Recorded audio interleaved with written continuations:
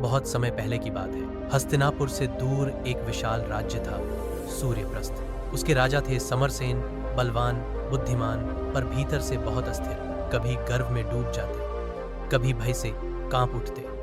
उनकी आंखों में राजसी चमक थी, पर हृदय में शांति नहीं थी। एक दिन समरसेन ने अपने दरबार के सबसे ज्ञानी ऋषियों, पंडितों और मंत्रियों को बुलाया। उन्होंने कहा, मैं एक ऐसा सूत्र चाहता हूं जो हर समय काम आए।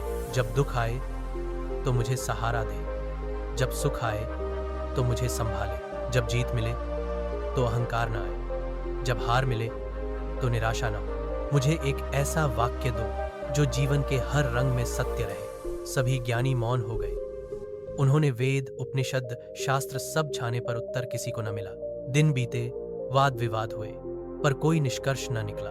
तब एक वृद्ध मंत्री बोला, महाराज, समीप के पर्वतों में एक सिद्ध महात्मा रहते हैं। लोग कहते हैं वे संसार से परे देख सकते हैं। यदि अनुमति दें तो हम उन्हें बुलाएं। राजा ने सहमति दी। कुछ दिनों बाद महात्मा राजसभा में आए। उनकी आंखों में गंगा जैसी गहराई थी, मुख पर मुस्कान थी जो शब्दों से अधिक बोलती थी।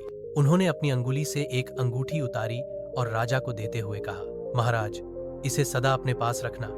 इसमें एक सूत्र लिखा है, पर इसे तभी पढ़ना जब जीवन में सब ओर से राह बंद हो जाए, जब सब कुछ खो चुका हो। राजा ने प्रणाम किया और अंगूठी पहन ली। वर्ष बीते, राज्य समृद्ध हुआ, सीमाएं बढ़ी। फिर एक दिन एक भयंकर युद्ध छिड़ा। राजा समरसेन पराजित हुए, राज्य जल गया, सेनाएं मारी गईं और वह अकेले घोड़े पर सवार होकर भाग निकले। उनके पीछे शत्रु सैनिक थे, तलवारें चमक रही थीं, धरती थर्रा रही थी। राजा का हृदय भय से कांप रहा था। भागते भागते वह एक पहाड़ी किनारे पहुंचे। सामने खाई थी, पीछे दुश्मन, अब न आगे रास्ता न पीछे।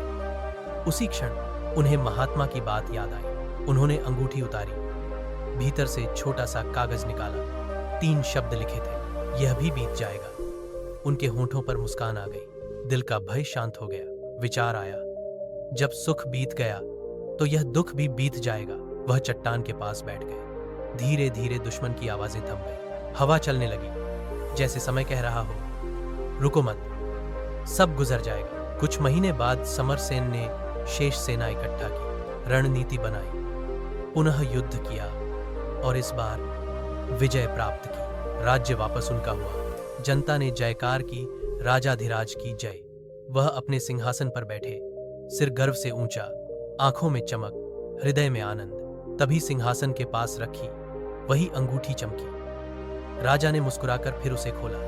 वही वाक्य, यह भी बीत जाएगा। राजा कुछ क्षण मौन रहे। सारे जयघोष, सारी प्रसन्नता, सारा गर्व एक पल में मौन हो गया। उन्होंने कहा, जब हार बीत गई तो यह जीत भी बीत जाएगी। इस संसार में कुछ भी स्थायी नहीं है, न दुख, न सुख, न विजय, न पराजय। उनके मुख पर गहरी शांति थी, मानो भीतर का तूफान अब थम चुका हो। श्री नारद ने कहा, यही जीवन का परम रहस्य है राजन। जो जान ले कि हर क्षण बीत रहा है, वह न दुख से डूबता है न सुख से फूलता है। वह साक्षी बन जाता है और वहीं से मुक्ति आरंभ होती है। सुख आए तो मत उछलो, दुख आए तो मत टूटो, क्योंकि सृष्टि का नियम अटल है, यह भी बीत जाएगा।